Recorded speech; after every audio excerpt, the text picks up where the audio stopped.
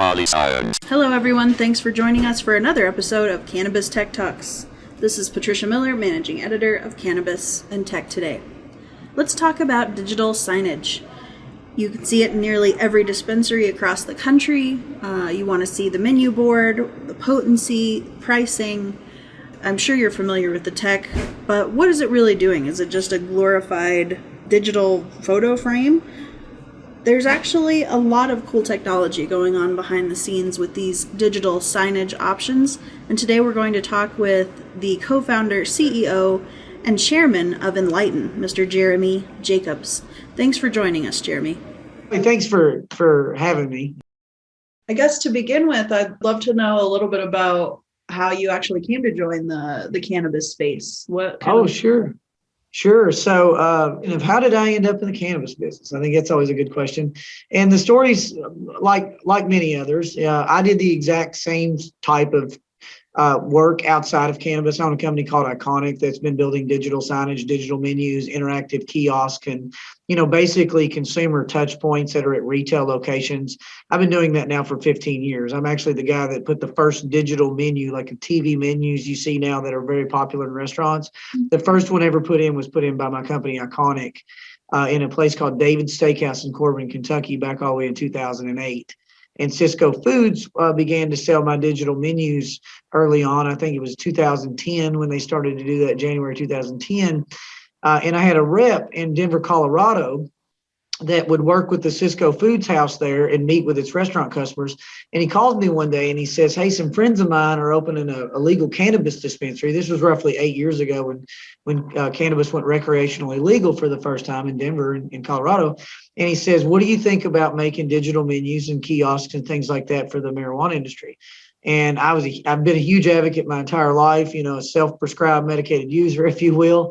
And I said, that sounds like probably the most interesting thing ever. It couples a plant that I believe very much in and technology that I have a great passion for and makes them one. And that was really the beginning of getting started.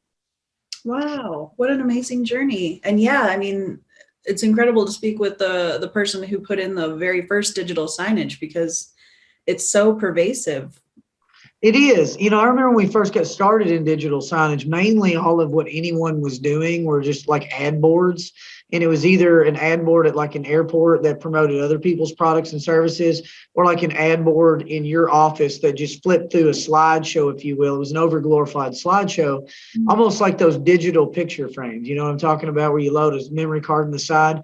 Essentially, that was it. And in my opinion, that was the first actual practical application of a digital sign beyond just being a massive digital picture frame. And now we make interactive directories, and there's just all sorts of digital signage products that are extremely useful in the real world. And so that's, it began that industry, and it's now the most widely adopted type of digital signage or digital TV menus. Wow. So when people come to you seeking your products, what is the main challenge they're trying to overcome? Great question. And really that's how I lead Enlighten, is through consumer challenges, rather than, hey, let's make a product and then figure out somebody to sell it to, which I think a lot of businesses are built that way. We're fortunate, from a capital standpoint and a human resource and a time standpoint to take a very much more sensitive approach and say, what are challenges that our potential customers are facing and how do we solve those challenges? And in cannabis, there's really two of them. The first one has less to do with retail. It was the first one I identified when I got to Denver. I was telling you a story a second ago about, us moving into cannabis in Denver. So to continue that story, I show up in Denver and I start looking around, and cannabis dispensary there in Denver actually was adopting sections of highway. And to put their logo on the sign. And I asked Ted, I said, "Ted, why are they doing that? Why are they adopting all these highways?" He said, "There's nowhere that they can advertise. The billboard companies won't take their money. Most of the magazines won't take their money. They can't buy radio ads. They can't buy TV ads. They can't buy digital web ads. There's nowhere for these cannabis companies to advertise. So literally they'll get as creative as adopting a highway so their logo is on the side of the streets." And so that was really the first problem we started to look at, is how do we create advertising real estate that's compliant from a legal standpoint, but also productive for the marketing efforts of cannabis dispensaries. And our ad suite product, I think, really solves that. We built a network of screens in 1,000 cannabis dispensaries across the country in Canada and Puerto Rico and Jamaica and places like that. And so we afford brands that opportunity to market directly to consumers right at the point of purchase where it matters the most. And then for the dispensaries and as well as the brands, we also now have our own self-service digital platform. So think going to Facebook, you can buy ads on their digital platform. We've created a platform to where if you want to market to cannabis consumers, you can buy web and mobile ads on major publications like sportsillustrated.com and GQ.com and all these really popular websites and apps that target specific cannabis customers. So I think Ad Suite really, focuses on that challenge of, as a cannabis company that wants to market, how do I do that since Facebook won't take my money and Google won't take my money and they cancel my ads and, it seems impossible. So that's one of the challenges. And then really the other one is our retail technology platform called Smart Hub. The challenge that it solved that we identified was that these cannabis retailers have a big problem because they have these really tiny, small batches of product. Like you grow a pound of cannabis and it's 24% THC, and then the next pound is like 27%. So you don't actually get to sell that. Let's just say it was a sour diesel. You don't get to sell that sour diesel as just sour diesel. Imagine that Hardee's, every time like more beef comes in to make burgers, instead of just, this is the third a pound burger, it's like, this is a third pound burger batch lot number 120. And then here in a few minutes, we'll be out of that beef. And now we're on batch lot 129. It's the same concept. So nowhere in the world do you have these tiny little batches that move at extreme velocity. So if you talk to a retailer, you say, what is that problem does that cause? All my menus are out of date. The TV menu has products on there I don't have anymore. My online menus have products on there I don't actually have in stock anymore. My kiosks have products on there I don't have in stock anymore. And so Smart Hub created an ecosystem and an infrastructure for the retailers to use that ensures that as long as you're using one of the popular POS systems we're integrated with, your inventory at all these consumer-facing endpoints is actually accurate. So you don't have confused customers and upset people that are like, why do I keep ordering things that aren't in stock? Your staff is not burdened by that, and it really solves that issue there. Wow, that's so comprehensive. And is that, I guess that would be one of the things that makes you unique from your competitors. Maybe you could kind of expand on what differentiates Enlighten from similar companies. Yeah. So, I think and I get this question a lot, like, who do you see as your competitors? And holistically, we don't have any competitors, but in individual sectors we do. And I'll explain what I mean. So, from a holistic standpoint, Enlighten is the only company in cannabis that touches the entire consumer journey. So as a consumer, you start off by getting a web ad or getting some sort of advertisement that prompts you to want to get off the couch and then go to a store. And then once you're in the store, you're influenced by kiosk and digital signage and digital menus on what to purchase. And then once you leave again, you then get retargeted in a consumer journey and dragging you back into that store. And no one else really handles that entire customer journey. Nobody has all the in-store retail technology as well as the advertising mechanisms to drive, their consumer behavior back to store. So we really handle the customer from the beginning of the customer journey, where we actually start to create them as a customer for a dispensary or a brand, all the way to putting them in that loop where they come in and return and buy again. And we influence that consumer during the entire journey. So nobody really does that. From a retail technology standpoint, though, there are a few people out there that, make digital menus or kiosks. There's still a couple left. We bought a lot of the companies in the space and merged with them. There's a few. And I guess the real difference is strictly technology. I've been doing this for 15 years. And so our tech is just incredibly good. We have great software engineers. We really look at the problem itself. And, like I said earlier, rather than just creating a product and then trying to sell it, we actually were able to look at customers and say, what is the problem? Let's make a product, and then you'll want it from us. We don't have to sell it to you. You're going to ask us for it. And so that's a big difference, is our technology really solves the problem, doesn't really just band-aid a situation.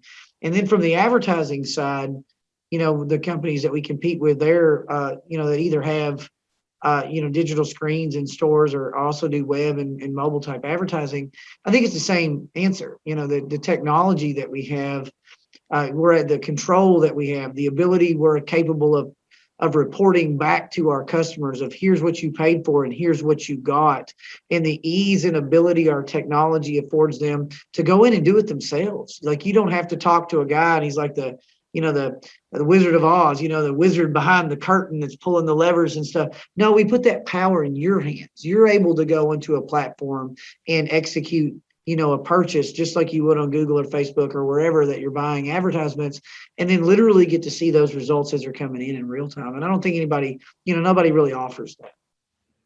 You noted on your website that you're one of the largest providers of technology solutions for the industry. Sure. What has that experience kind of taught you about the cannabis space, seeing it from that perspective?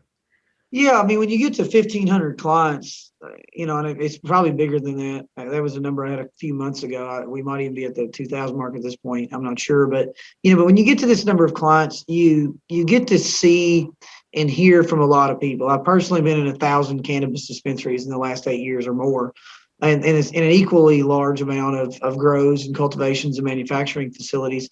And so sort of what you have to do when you have that much exposure is to be a good steward of the industry is sort of listen for the echo. Like, what is it that you keep hearing over and over and over and over from all these people?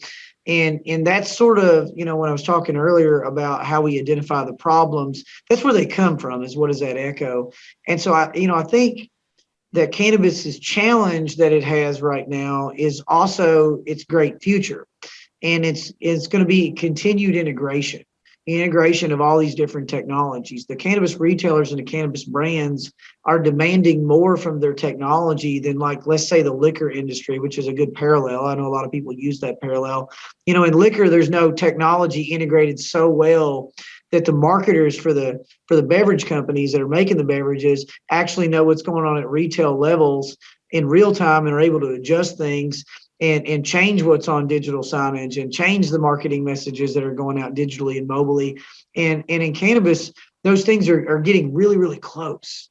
These consumers, when I say consumers, the business owners of retail and brands have sort of forced that on us. And so that's what's happening right now. And it's its challenge and it's its great treasure at the end, is I think we're all really, really close to that. And that's one of the things I stay close to try to make sure I'm developing technology and infrastructure that will help facilitate that great merger of all this information so that it gets in the right hands of the right people at the right time. I can appreciate that.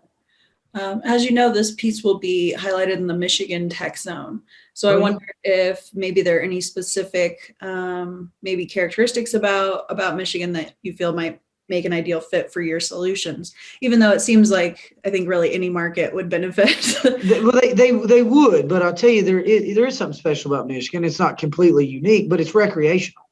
And, in a rec market, that's where we really see tremendous lift with our products. Like, for example, the lift we see as an average when people use our Smart Hub platform for their digital in-store TV menus, we see an average of about a 5% increase in cart totals. And that's substantial if you think about it. And so we're making these people money, not really costing them money, but in the rec markets are the ones that are carrying that average higher. The medical markets don't see quite 5%, but the recreational markets are seeing greater than a 5% increase in cart totals. And so because you are a recreational market, there's a lot of lift that you can gain from really having a focus on that in-store experience. And just think about it. Think about all the stores you go to. You go into a shopping mall, think about the stores that draw you in.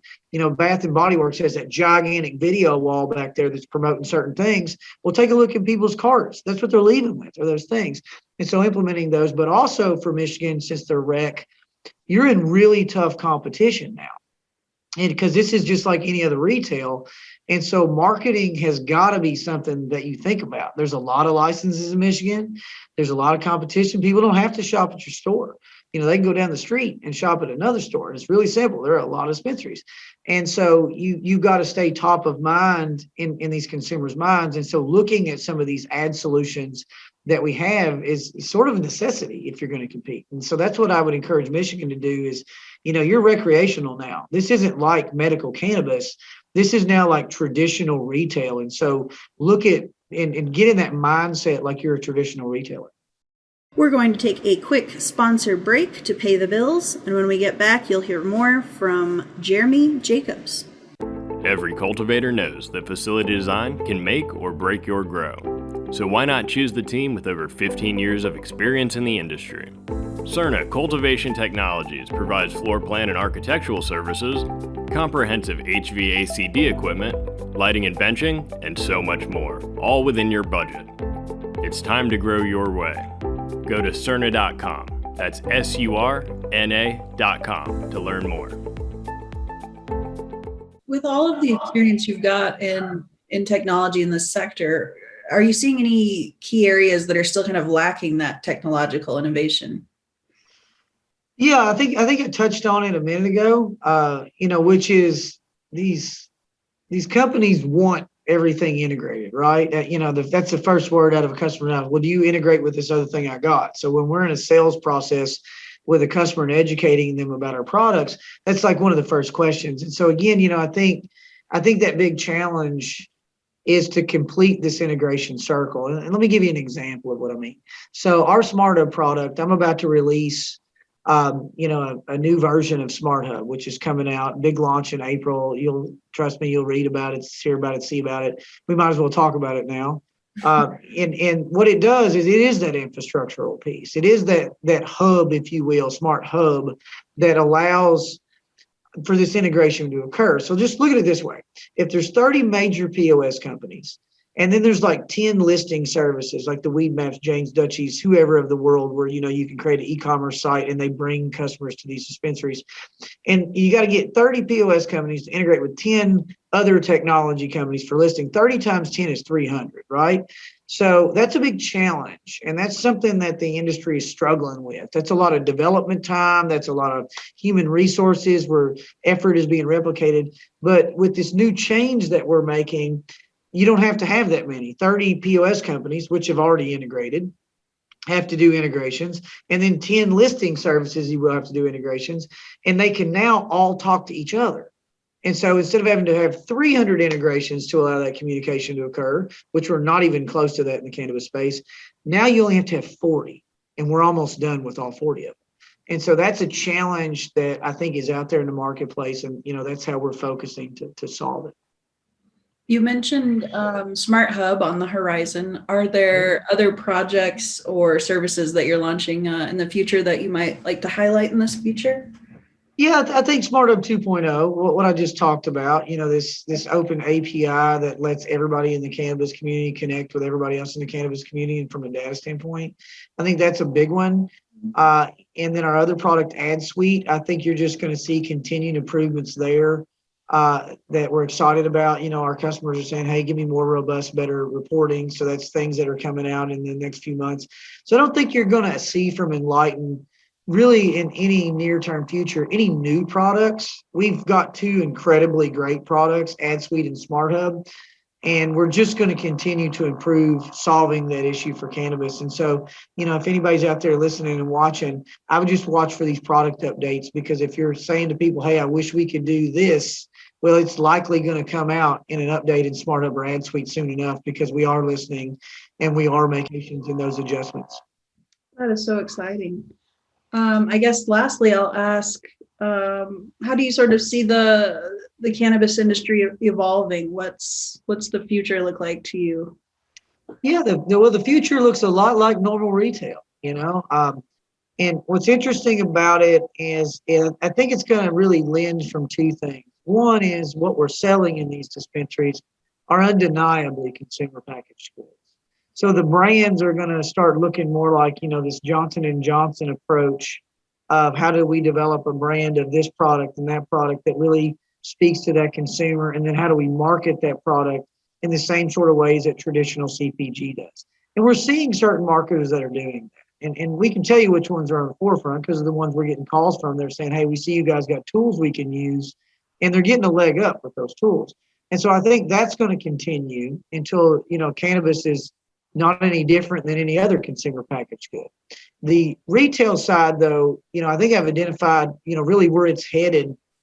And the faster that the industry embraces it, the better off they are. It's going to look a lot like restaurants have evolved. So what do I mean by that? So, and I think it already does. And so people just need to embrace the technology. But you go into a restaurant, let's just say McDonald's, for example, you got a lot of ways you can interact with McDonald's. You can go through the drive-thru. You can go in and actually talk to a person. You can go in and punch on a kiosk. You can, in the parking lot, get out an app and order there. You can stay home and get on Uber Eats or DoorDash or Postmates and order from McDonald's. And so there's just a lot of ways a consumer can engage with McDonald's. If you look at cannabis, it's not any different. We're already putting kiosks in stores. We've already got some customers that are doing drive-thrus in areas where that's legal. There's already the model where you walk in and talk to somebody. These stores already have e-commerce that you can order right on your phone. And then those listing services like Uber Eats and DoorDash, they're just called Weed Mats and Leafly and Jane and Dutchie in the cannabis business. They just have different names. And so, one of the things I would encourage retailers to do is really look at that and say, we're a restaurant. That's what we are. We sell consumer packaged goods where a restaurant doesn't, but that's what we are. And we need to behave that way so that we afford our customers whatever buying experience they want. Because maybe you like to stand in line, Patricia. I don't. I just want to tap on the kiosk and then see my name pop up on the cue board and grab my things and leave. And so, meeting the customer at how they want to be met is fundamentally one of the most important things a retailer can do in the future. Wow. It's such a pleasure to speak with a professional with so much expertise, who really, I feel like you have such an accurate vision of where the industry is heading. I'm really excited to put this together and kind of share that with our readers. So I so appreciate it, Jeremy. I appreciate those kind words. I really do. And anytime you guys want to talk, I'd love to kind of share my thoughts and spread knowledge. I feel like if knowledge is locked up in a box, nobody gains from that. But when it's spread, like the entire village becomes smarter. And, the saying, a rising tide lifts all boats. I didn't get into cannabis because I needed something else to do. I have other businesses. I got into cannabis because I want to make a change. And so the only way to make a change is really to spread that knowledge and focus on the problems. And so anytime you guys want to chat, any panels you're doing, anything of that nature, just let me know. I would love to be involved. I love that. I really will keep that in mind.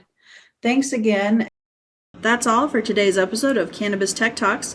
If you'd like to hear more about emerging cannabis technology, feel free to follow us on Apple, Spotify, Stitcher, or wherever you get your podcasts. Pick up the latest issue of Cannabis and Tech today in Barnes & Noble retailers across the country. And until next time, this has been Patricia Miller, signing off.